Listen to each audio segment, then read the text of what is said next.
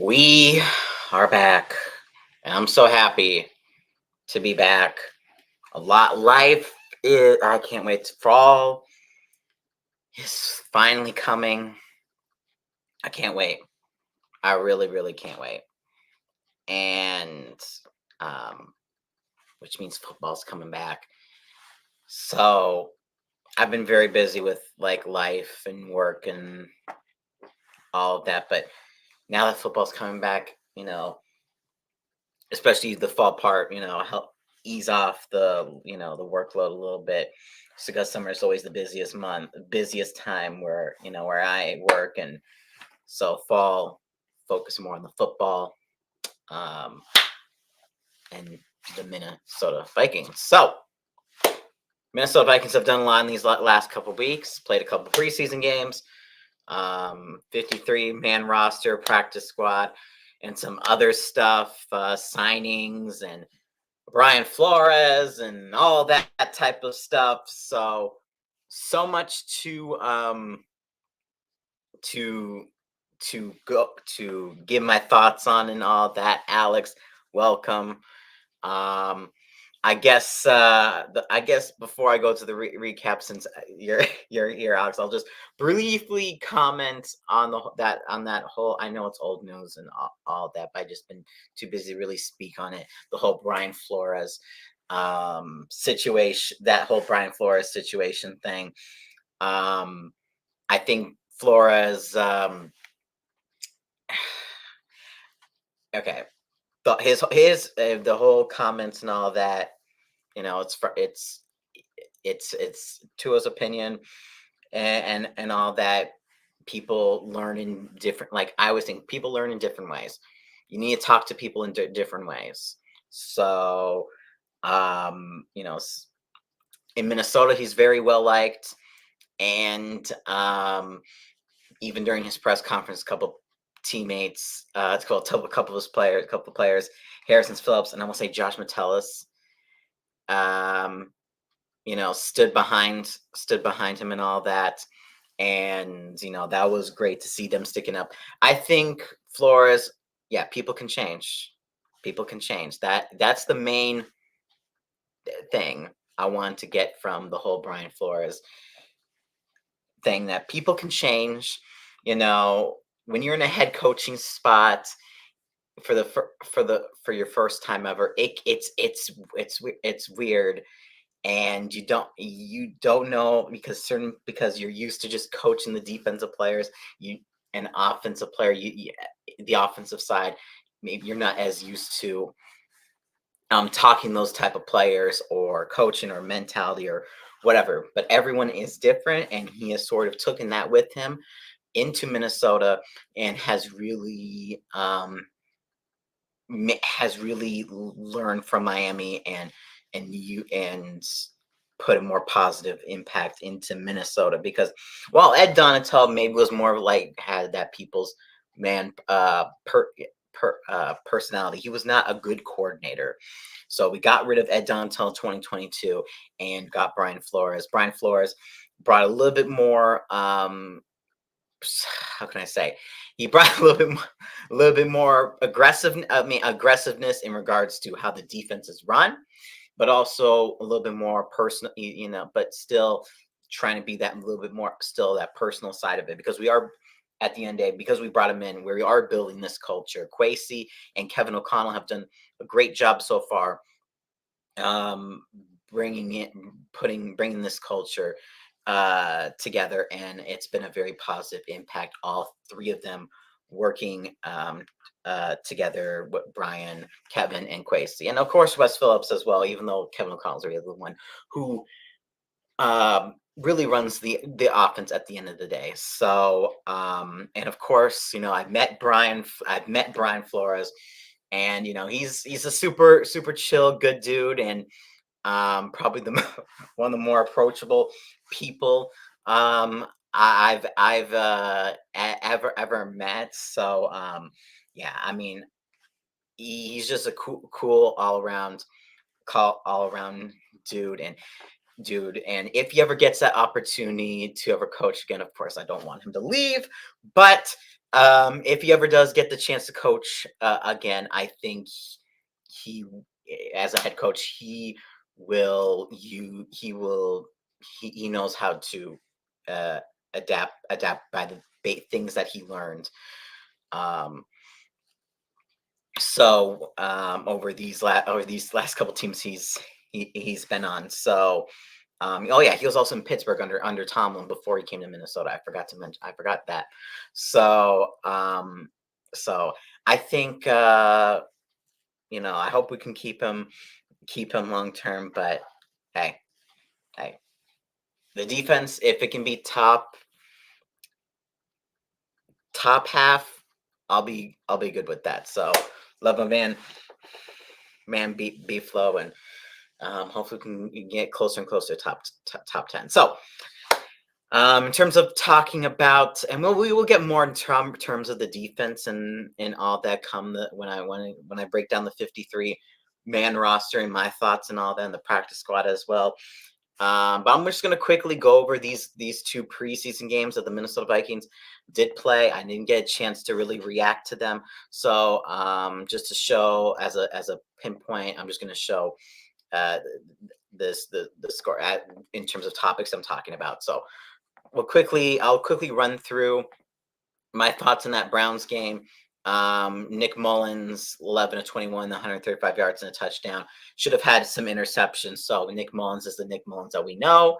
And yeah, not too impressive. And Jaron Hall got, I mean, it was only 5 passes, but it was 4 or 5, 87 yards and 2 touchdowns.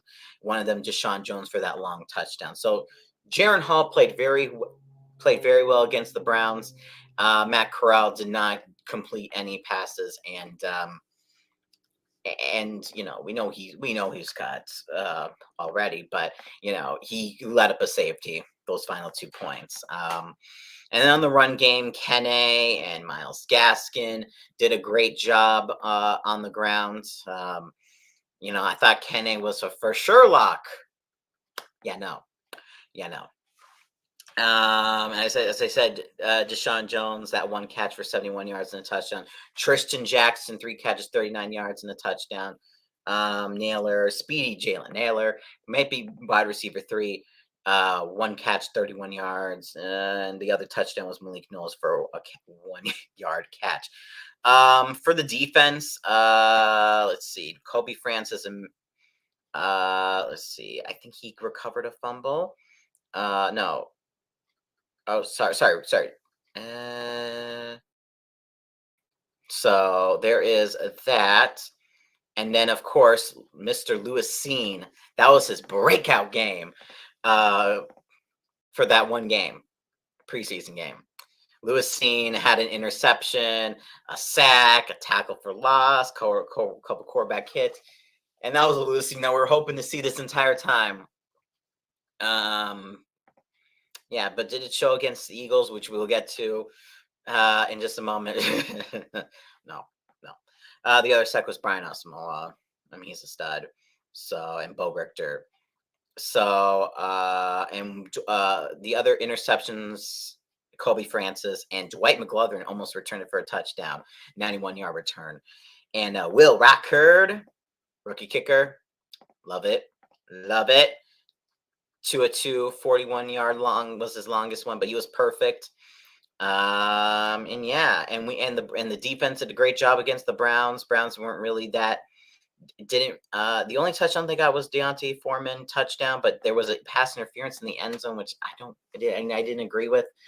And that really helped that drive get it down to the 1, and they just punched him for a touchdown. But really, the Browns weren't really productive that much. I mean, they got the ball around receiving wise a lot. I mean, Huntley went 14 of 20, 135 yards, but 2 interceptions. Dorian Thompson, 13, 17, 126, 0 touchdowns, 1 interception. So, but defense did a very good job. Offense, for the most part, did a fine job. Nick Mullins, I still don't know why he's quarterback 2 and why they made the decisions that they made. But hey, it is It is what it is, and I don't think, but the offensive line was a little weak point. They did allow 5 sacks, so I guess that was probably, if there's a low point in that Browns game, I would say it was the offensive line just not really getting it done. But yeah, but on the ground they did great stopping the run. So now let's just fix this. Fix this. Eagles, Eagles, Eagles, Eagles, Eagles. Okay, 26-3. Vikings win over the Eagles. They complete the sweep for the preseason. And Jaron Hall, and that was his breakout game. And Matt Crow, yeah, no. Jaron Hall, 17-25, 189, 2 touchdowns, 0 interceptions. Had an amazing game. There's a little fly in here. But yeah, Jaron Hall even did a little bit on the ground. But Myles Gaskin really turned on the Jets. 13 carries, 61 yards. Yeah, and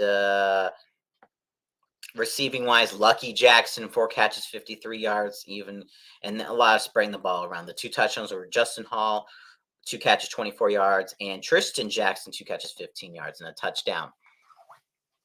And of course, the defense did their job because they only allowed 3 points. But good. But if the one positive thing from the Eagles, Jake Elliott, good job of making your field goal. But Will Rackard, oh my gosh, our rookie kicker Will Rackard, 4 of 4, and his longest with 57 yards. Can we break the kicker curse? And talking about kicker curses, I just want to say this: Minnesota Gophers, PJ Fleck. PJ Fleck needs to go. PJ Fleck needs to go. He should have been gone. And yeah, you don't. It just the kicking situation in Minnesota sports has not been good. Hopefully, Will Reichard can do just the trick. So, I believe Jay Ward Jay Ward had a pick. There we go. And I think that was it that I can see on here. And that one pick was thrown by Tanner McKee. So, yeah. Anything else I want to mention? So, yeah, Myles Gaskin, very productive over the last couple of preseason games. Kenny did not play in that game. Turns to find, we'll talk about probably why that was in just a bit. But yeah. So we are now going to the 53-man roster. We're going to the 53-man roster.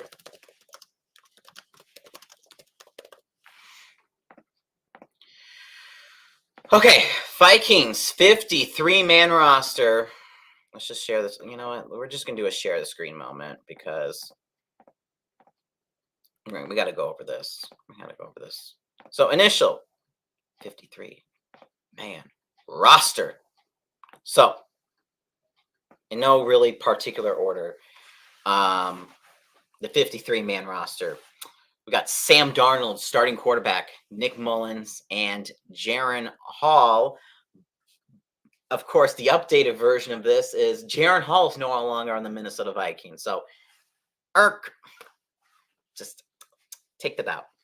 Take that out. And then Matt Corral also waived. So, so Vikings currently had 2 on the 53, but now they signed another quarterback, Brett Rippon. So Jaron Hall out, Brett Rippon in. So just to get some updated on this. So with the Vikings running back room, we have Aaron Jones, Ty Chandler. The ones who were away from the initial 53-man were Dwayne McBride, Mo Ibrahim, former Minnesota legend Gopher, and Kenny Nwangwu. Now, Kenny was signed to the New Orleans Saints, which broke my heart for a day, but then he was released after some, failing a physical. Let's just say what it is. Could Kenny come back to the Vikings? Maybe, but we'll see how serious that injury is. And Myles Gaskin's contract was terminated at that time. even though he was playing great. So, but we'll get back to the practice squad because a spoiler, Miles Gaskin made the practice squad, so at least they did that. So, fullback CJ Ham can't beat the Ham. So, yeah, receivers Justin Jefferson, Jordan Addison, Jalen Naylor, Brandon Powell, Tristan Jackson, and Trent Sherfield. Gotten really no problem with any of these. Justin Hall, Lucky Jackson, Jashawn Jones, and Thayer Thomas were cut. Same for Malik Knowles. So, and tight ends, they kept 3 with Josh Oliver, Johnny Munt, and Nick Muse. TJ Hawkinson does remain on the physically unable to perform. So, and waiver Neil Johnson and Samias Reyes. Contract terminated N'Keal Harry and Robert Tonyan. So nothing really too shocking there.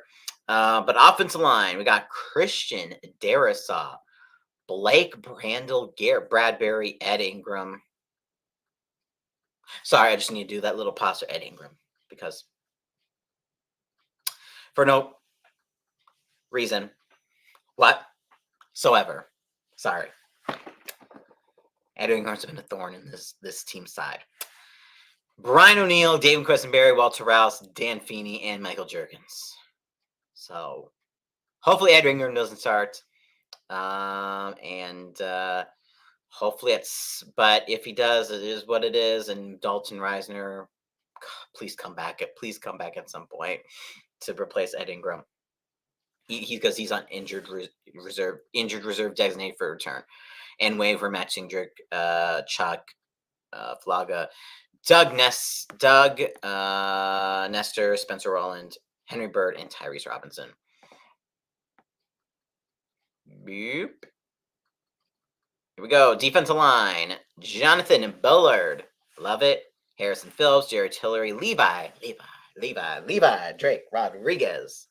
Oh, he's been a stud. I love his personality as well. Jalen Redmond, Taki Tamani, Tyler Manoa, Jalen Roy, James Lynch. So Tyler, those Tyler and Jalen were both waived, terminated. James Lynch and Jonah Williams.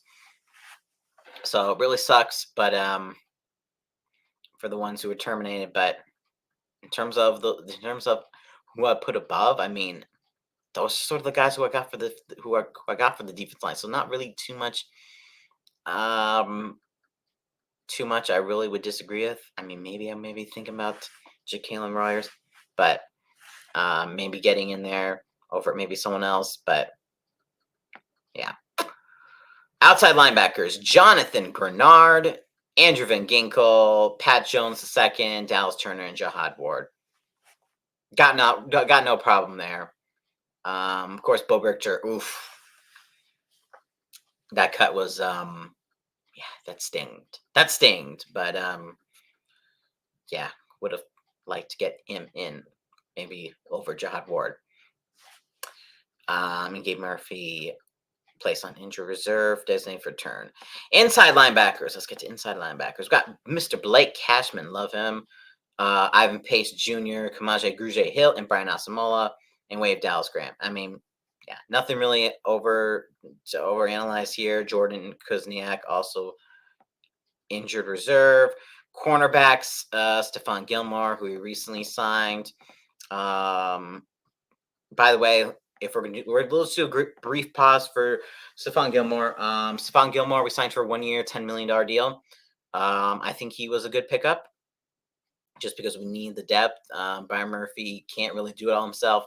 So just to have just 2 at least okay, solid cornerbacks, I think is definitely going to help us. Shaq Griffin and Caleb Evans, Fabian Morons, White McLaughlin. And contracts terminated. I mean, let's get away. Jalen Williams, Nishan Wright, and terminate AJ Green II and Duke Shelley.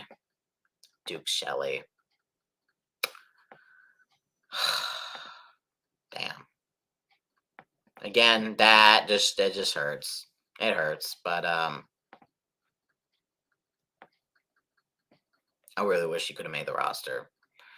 And then safeties, Harrison Smith, Cam Bynum, Josh Michels, Theo Jackson, Jay Ward, one of the deepest safety rooms in the league, and of course waived Lewisine.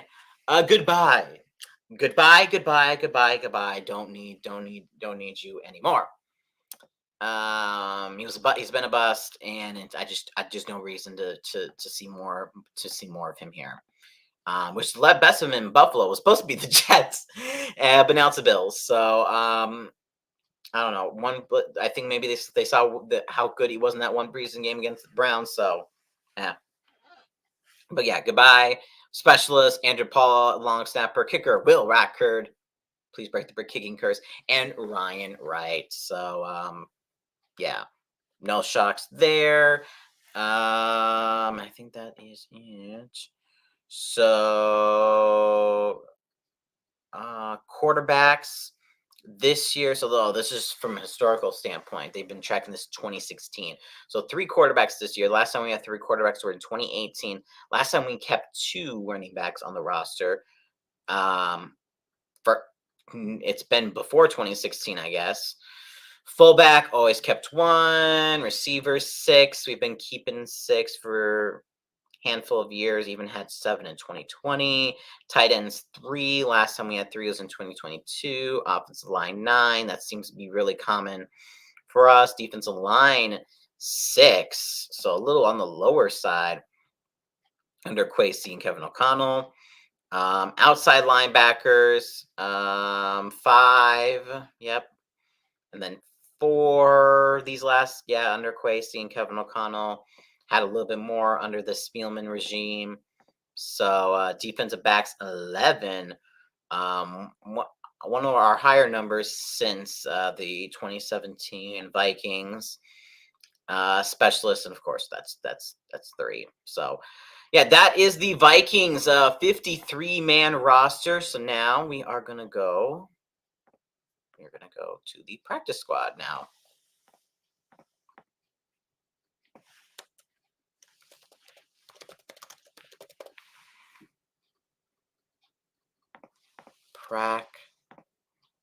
Practice squad. Practice squad. Practice squad. Okay, guys, Vikings.com. The following players have been signed to the Minnesota Vikings practice squad. So let's get right into it. Tight end N'Keal Harry. Glad that he's back. Running back Dwayne McBride and Myles Gaskin. Since we only had 2 on the roster, it was no shock that we put on 2 more. Cornerbacks Jalen Williams, Deshaun Wright, linebacker Andre Carter to the second, offensive lineman Henry Bird, guard Tyrese Robinson, receiver Lucky Jackson, love that. Receiver Deshaun Jones, tight end Robert Tunyon. So that is great to have. That is one of the ones I was shocked that he was cut, but then he made the practice squad. Receiver Thayer Thomas, defensive end Jonah Williams, Dallas Grant, Bo Richter. Glad that he made the practice squad. One of them definitely a standout during preseason. And tight end Samias Reyes, and he's our international pathway player. So the thing I would be I would say upset about would be the whole Duke Shelley. That's the one that really I'm like, man, we didn't sign him back. And I don't know. I don't think did he go to it? Because did he go to another team? I need to check.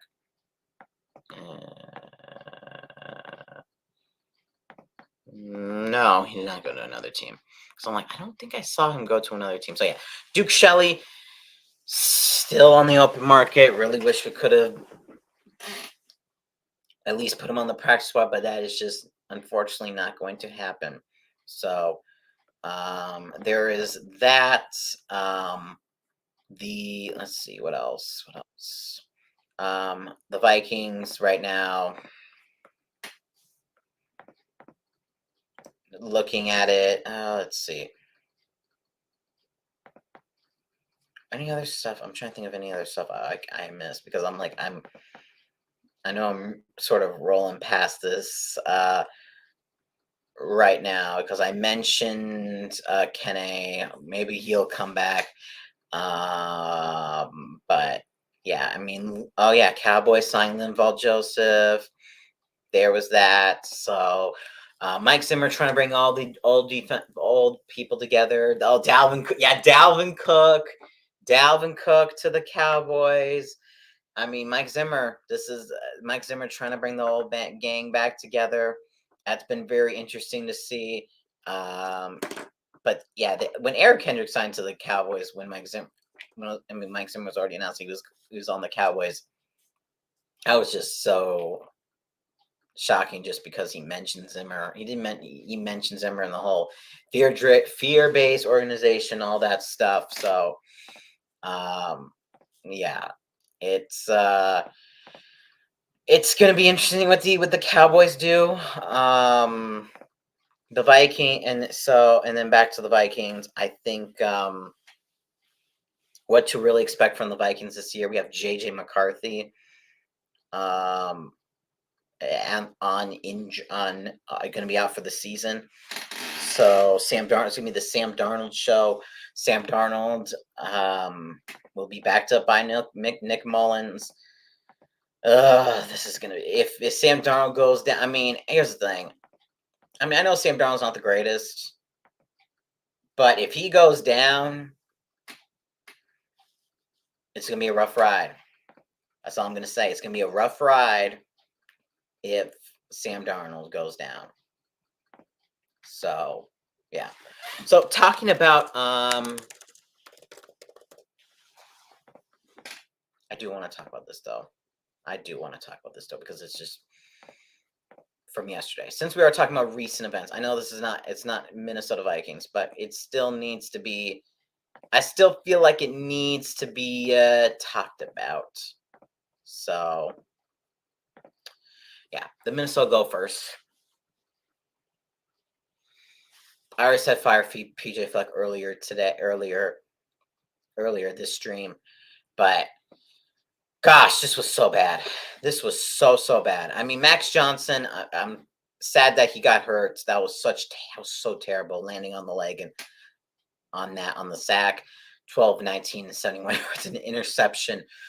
Corner. I mean, but the Gophers, they could have pulled ahead, and the Gophers missed a 27-yard field goal early in the game, and that was a curse right there and then. Missing a 27-yard field goal at that stadium I was about to say TCF, but yeah, to me it's still TCF, but Huntington Bank, whatever. Yeah. 129 yards on the ground. I mean, we only rushed for 73 yards and touchdown, but at least, Max Brosmer, okay, but, and spread the ball around, but, I mean, UNC, you just, why? Why? I mean, their kicker is pretty good. He was 4-4, longest of 52. Our kicker is not great. Wasn't the greatest. We could have managed that so much better that last drive, in my opinion. And could have at least gotten a little closer, or at least put the ball a little bit more to the center or left, whatever. So it would not have been wide right. But again, PJ Fleck, some of the coaching really just baffled me in terms of what we were doing.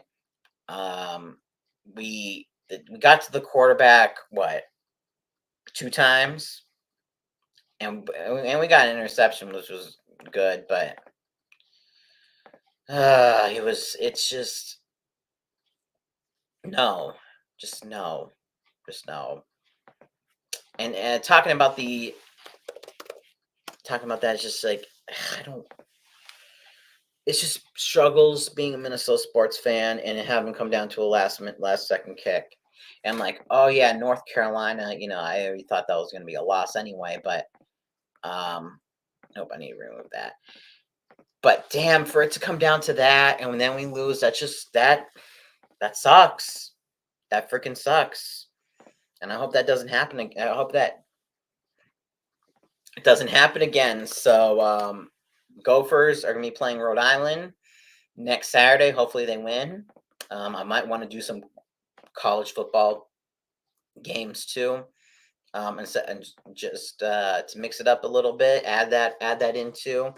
I don't know. I might look into that. So, in regards to the Minnesota Twins, Twins are on a losing streak right now because of the amazing Atlanta Braves. So I know. So Alex, your Atlanta Braves, congrats on doing some damage to us. Twins currently hanging on to that last wild card spot. If they do, they would be. If they do hang on to the last wild card spot, they would be playing the third seed, if I'm not mistaken. So that would be the Houston Astros. I mean, it's not the worst. That's not the worst thing in the. I mean, it's okay. Not the worst thing in the world. So, Twins, going to be starting the home stretch, and we got to hold off the Boston Red Sox right now, and potentially also the Mariners. So, one moment, I'm getting a call right now.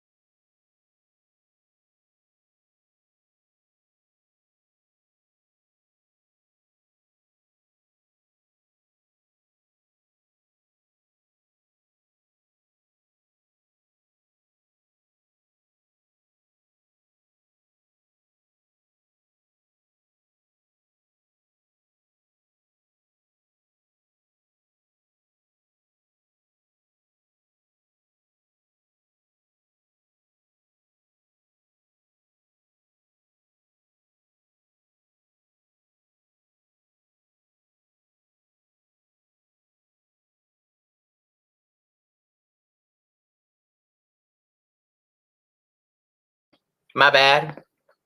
My bad. My B. My B. So, yeah. Sorry for that phone call. Twins. 3 games ahead of the Red Sox. That's all we care about is making the playoffs. It's going to be a tough stretch, including a series against the Red Sox. So we have the Blue Jays coming up. That I'm not too concerned about. Rays, same thing. Royals, that's going to be a slugfest.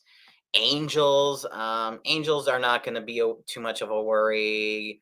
Reds, I don't think that should be too much of a worry. Guardians, ugh. Red Sox potentially. Marlins no. And the Orioles, yeah. So the series I'm looking for the Twins are really those last couple series against the Guardians, the Red Sox, and the Orioles. The ones coming up, not so much, but the ones in the home stretch is going to be tough. But at least our last couple series will be at home, so we can at least hopefully end strong. So, but the Twins are going to be home for the most part. The only ones that are not at home. Actually, it's sort of half and half. Actually, we'll be on the road again in Tampa, Cleveland, and Boston. And then at home against Baltimore, Miami, Cincinnati, Toronto. Oh no, we're on the road against the Royals. Never mind. It's more half and half. So hopefully we'll get some Twins post-game baseball. Hope I can sort of sneak that in.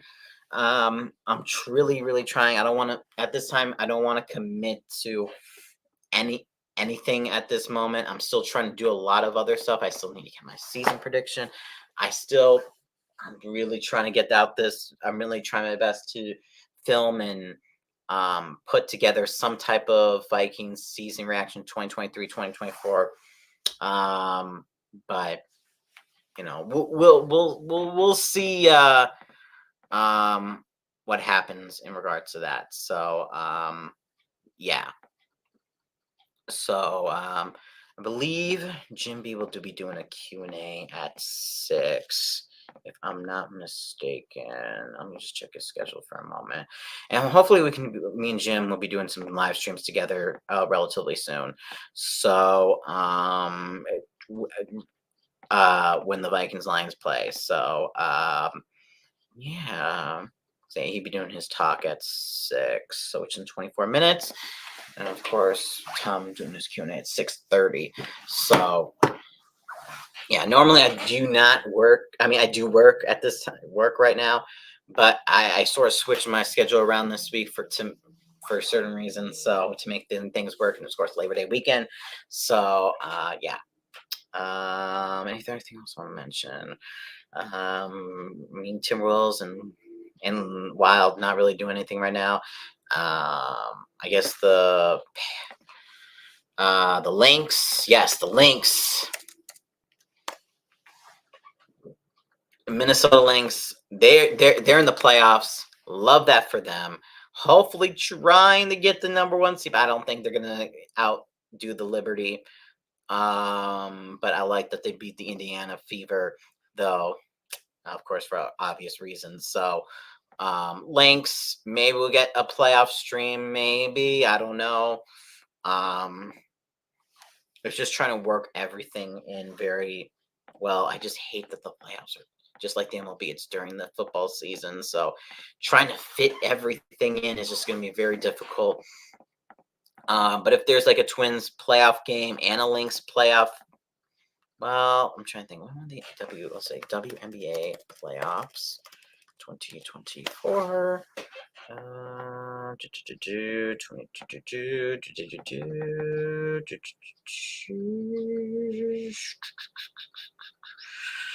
Oh, come on. Where is it?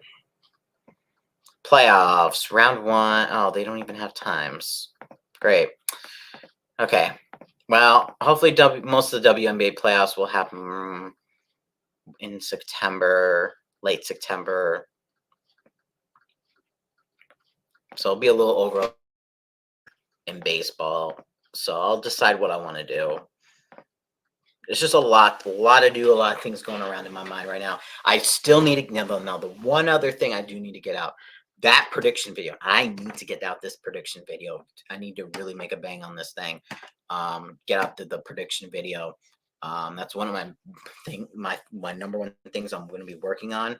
Make sure I get that done, and then I can get my season prediction video, and then the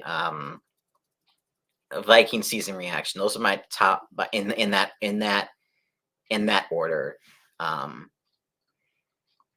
And of course, my season prediction is easy because I'm just going to do a live stream going through the entire NFL schedule and all of that. So that can be done at any point. Honestly, it can be done easy peasy. Honestly, it's just getting the week 1 prediction video.